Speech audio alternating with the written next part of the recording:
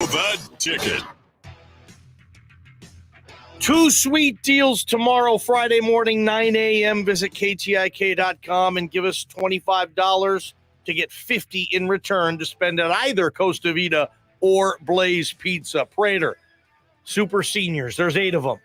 There's a lot of leadership you feel in the building. What was your ultimate takeaways today from talking with DJ Schramm from the defense and Riley Smith from the O? Exactly what you would expect from a super senior, a sixth-year player, a lot of leadership, a lot of confidence, reasonings behind the decision.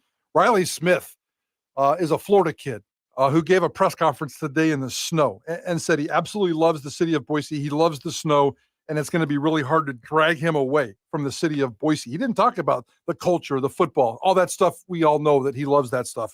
But he talked about his love affair for the city. And then DJ Schramm just kind of at the end of the day felt like he wanted to come back and play some more football. All right, DJ Schramm will start with earlier today at the Blameyer talking with the local Boise media. You know, I had a lot of long conversations with family and friends and current and former teammates, and I just felt like personally it was the best thing for me to come back. And, you know, Coach D, he was relentless too and trying to get me to come back. And I'm happy. You know, I definitely think I made the right decision, and I'm fired up for this upcoming season. What was this past year like for you? I know it was an up and down season, but you got that starting role. I mean, what did you take away from last year? Yeah, it was a lot of fun, you know, getting out there, being make plays for the team and for my brothers, and that's really why I do it. You know, I do it for them, and I do it for all other 109 guys in that locker room. What was the substance of those conversations you had? What were the talking points and the decisions you had to make? You know, I don't really want to get like too deep into it, but it was just stuff regarding like my future plans and stuff that maybe I haven't done yet that I want to do, and just stuff like that. How much did last year's success, DJ? Like, I mean, have you hit your ceiling yet? I mean, how much did that motivate you that maybe you can do more?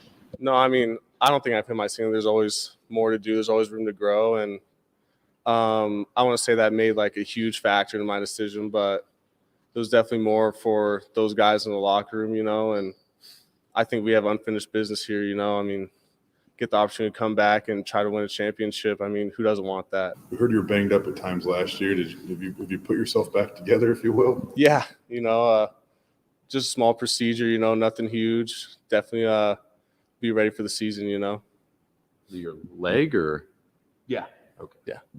So I had a similar procedure done in 2021. Okay. Came back fine, no issues, so I'm not super worried about it. What is it like, DJ, playing as much as you did and trying to, you know, get physically right after a season like that?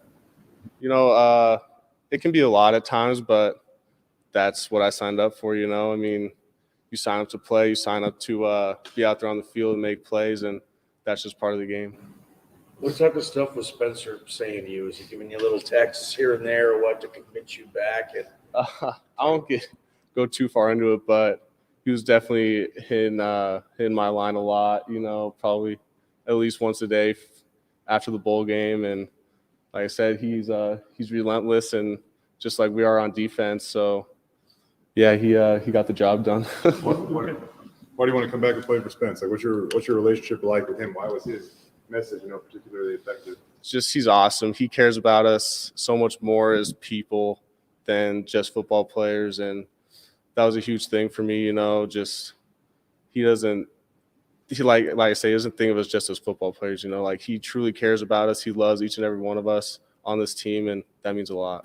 Look at who you guys lost on the defense. You know, I mean, you're going to be the most productive guy, one of the leaders now. I mean, you're obviously that guy. I mean, did that play into this at all, or what do you make of your role in this defense, being one of the guys, so to speak, this year? I don't think it really played a ton into my decision, but I'm definitely excited for the opportunity and the challenge, and it's going to be that. It's going to be a challenge. You know, we have a lot of work to do from now until September 2nd, and I'm fired up to get after it.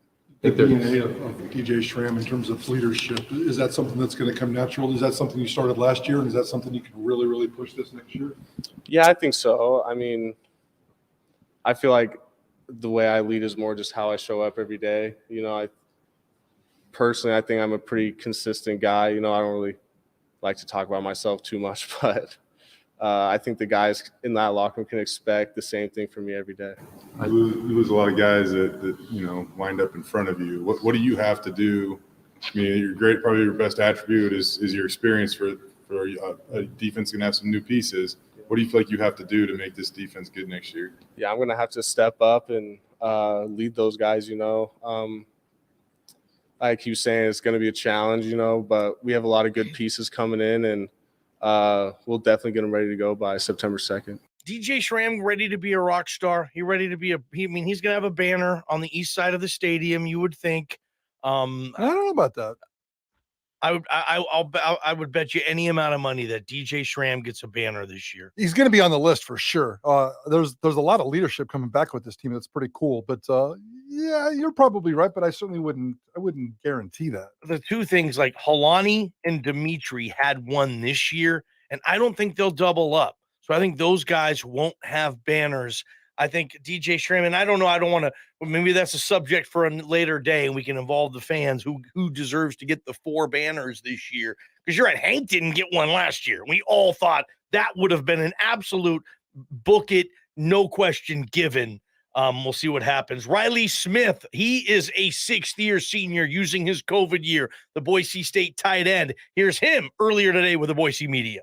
So after the bowl game, kind of like DJ said, I just took a week or two to compress and think about all the goals that I have in mind and what the best next step to complete those goals is. And I kind of talked with my family in close circle and prayed on it a lot. And just kind of at the end of the day, realized that Boise's the place to be. And you all know Boise as a city is hard to leave. And just the family that's growing here and continue to grow here, I just wanted to be a part of it.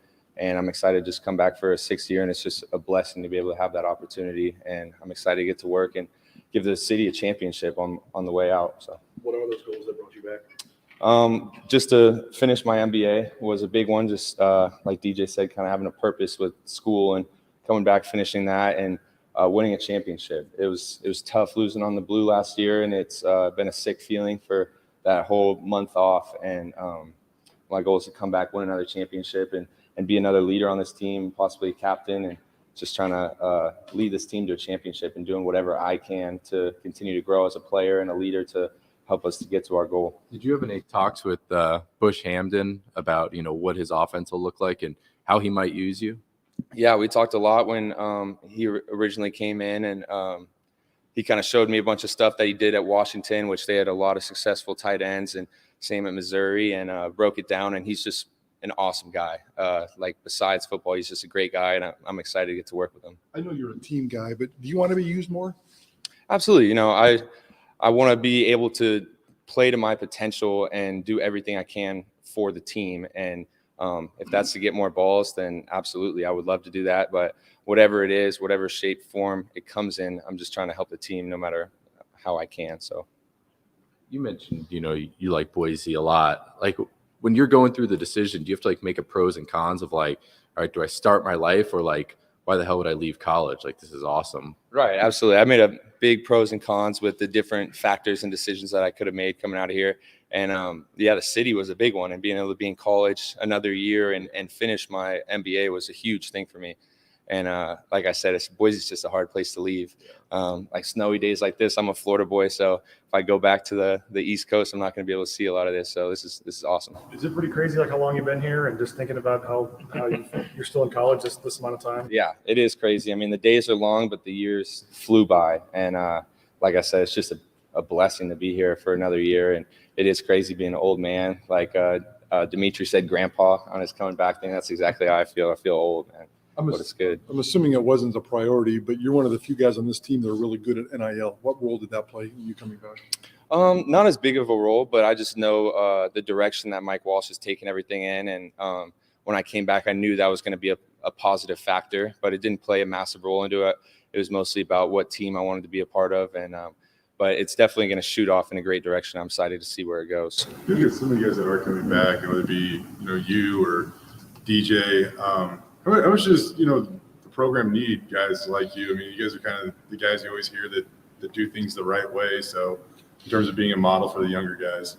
Yeah, I mean, it's been a standard ever since I was a freshman. You see all the older guys and they continue to pass it down. And so guys like Dimitri and DJ, like we're all trying to continue that standard, and it started way back with older guys, back with Kellen Moore and stuff, and that's continuing to build and just push down through the program. So it's a blessing to be able to be a part of that and try to set the right standard for the younger guys that are going to carry it on for the future. DJ said something that Spencer kept texting him to see what he was going to do. Did you have any fluid communication with anybody as you kind of weighed your decision when you were back home? Yeah, I definitely talked to Potter a lot and Bush, but it was during the holidays, so I didn't want to bug them too much, and they didn't want to bug me. But those type of guys, we kind of just came together and had some great conversations and got deep with each other and just kind of thought about those goals and what I wanted to do in the future and what their vision was, and we kind of got on the same page. So I don't know if it was part of the decision or not, but you look at what you bring back on offense and the potential of this offense next year. I mean, how exciting is that? And what's the ceiling, I guess, for this offensive unit? Oh, it's going to be amazing. We got a lot of young guys like TG and Ashton, and it's just exciting. I mean, just the culture is continuing to build, and like I said, that family aspect is different. And I wanted to be a part of that one more year, and we know that when we take the field, everyone's going to be blocking for each other and pouring their heart out, leaving it all on the field because we're a family, and that's just going to create an explosive offense with the talent that we already have. You said you wanted to be a leader, and you're going to be a leader of this team. Mm-hmm. DJ as well. DJ said he's more of the silent type of leader. What type of leader are you? I'm kind of in between. I'm not like a big rah-rah guy, but I'll definitely voice my opinion and hold people accountable. And when people like DJ speak, it's important, and everyone listens. And so what I try to do is I just try to set a good example so that when I do speak and when I do hold people accountable, then people will listen. And it's the same way. Like when a younger guy tells me I'm not doing something right, I'm going to listen. So leadership goes both ways. And so I'm just going to continue to try to uphold that standard and be more vocal is kind of what I'm growing to do. But I'm not a big rah-rah guy unless I have to be. But yeah, I'm just trying to grow as a leader every day and do the right thing to show them how to go. Teams form identities probably about this time of year, Prater, when they're working out. It's just them. It's the strength coach. And all of a sudden there's a new group of seniors, or a new group, in this case, of COVID seniors, of super seniors. And I thought we saw a little taste of that. I felt a little taste of that today with those two. Yeah, I mean, off-season winter conditioning is always a bonding experience. You throw in 9 new players coming in from high schools or transfers that joined the team, brand new faces that joined just a couple of weeks ago. Yeah, it's a fresh start. It's a beautiful start, and kind of the unofficial beginning of a new football season. No question. Good stuff from DJ Schramm and Riley Smith here on Idaho Sports Talk. Let's get on those soapboxes, JP. We also got the hockey show following this edition of what we hope is your favorite sports talk radio program, Idaho Sports Talk. This is Idaho Sports Talk with Prater in the Ballgame, brought to you by rowpaint.com.